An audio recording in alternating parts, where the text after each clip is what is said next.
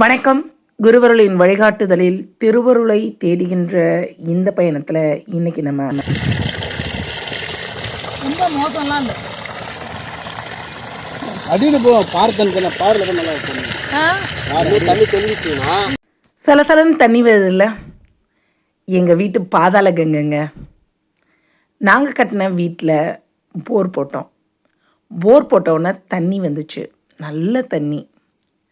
வந்த தண்ணியை பக்கெட்டில் பிடிச்ச உடனே யார் முத பருகுனாங்க பார்த்தீங்களா? 2 பேர். வாவ், இந்த சகுனம் ரொம்ப நல்லா இருக்கே. நானும் சந்தோஷப்பட்டேன். ஆனால் என்ன நடந்துச்சு, நாங்கள் எப்படி வீட்டை கட்டினோம் அப்படிங்கிறதெல்லாம் தான் உங்கள் கூட நான் பகிர போகிறேன். உங்களுக்கு வாஸ்து சாஸ்திரத்து மேலே நம்பிக்கை இருக்கா? அந்த நம்பிக்கையால் நீங்கள் வாழ்ந்துட்டுருக்கீங்களா? அதனால் வீடு கட்டியிருக்கீங்களா? அப்போ கண்டிப்பாக உங்களுக்கு இந்த வீடியோ இல்லை. என்னங்க வாஸ்து, ஒன்றுமே புரியலை. இது அங்கே வைக்கணும், அதான் இங்கே வைக்கணுங்கிறாங்க. நாங்கள் தெரியாதனமாக வேறு மாதிரி கட்டிட்டோம், ஆனால் நாங்கள் கஷ்டப்படுறோம்.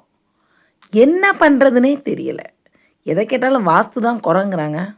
இதுக்கு தீர்வே இல்லையா அப்படின்னு நினைக்கிறீங்களா? நீங்கள் வாழ்கிற வீட்டை பற்றி யாராவது தப்பாக சொல்கிறாங்களா? நீங்கள் கட்டின வீட்டில் ஏதாவது குறை இருக்குதுன்னு சொல்கிறாங்களா? இதை நிவர்த்தி பண்ணுறதுக்கு வழியே இல்லைன்னு நினைக்கிறீங்களா? அப்போ உங்களுக்கு தான் இந்த வீடியோ.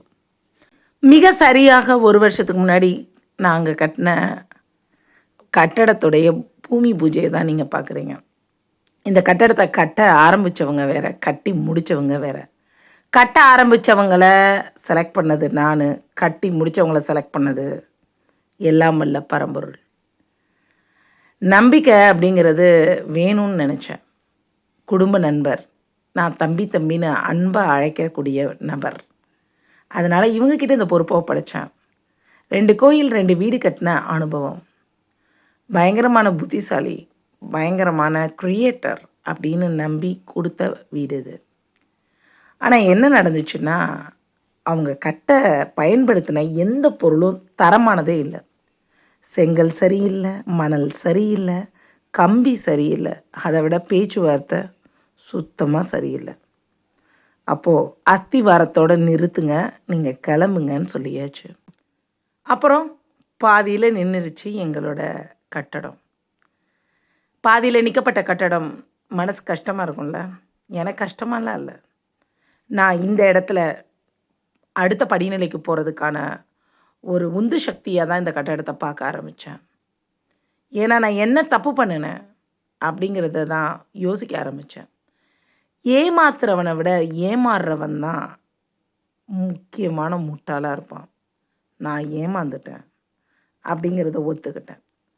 ஊருக்கே குறி சொல்லுமா கவலி, தான் கழனி பண்ணக்குள்ளே விழுறோங்கிறத புரியாமல் விழுந்துடும். அதுபோல தான் எத்தனையோ பேருக்கு எவ்வளவோ ஆலோசனை சொல்லிவிட்டு நானே ஆதாள பாதாளத்தில் விழுந்துட்டேன். எல்லாத்தையும் ஒத்துக்கிட்டேன். தோத்துட்டேன்னு ஒத்துக்கிட்டேன். கீழே விழுந்துட்டேன்னு ஒத்துக்கிட்டேன். ஏன்னா நடந்த அத்தனை தப்புக்கு காரணம் யாருன்னா நான் மட்டும்தான். எங்கள் அண்ணன் என் பேச்சை நம்பி களத்தில் இறங்குச்சு. இந்த வேலை செய்ய வந்தானே தம்பி, அவனை கூட நான் தான் செலக்ட் பண்ணேன். ஏய், உனக்கு தான் அனுபவம் இருக்கே, பண்ணுடா அப்படின்னு சொன்னேன். அப்போ இந்த தப்புக்கு யார் பொறுப்பு? நான் மட்டும்தான் பொறுப்பு. அப்படி தான் நான் நினச்சிக்கிட்டேன். ஏன்னா படக்கூடிய கஷ்டத்துக்கு மற்றவங்கள காரணம் சொல்கிறவன் வாழ்க்கையில் என்றைக்கும் முன்னேறவே முடியாதுன்னு எனக்கு தெரியும்.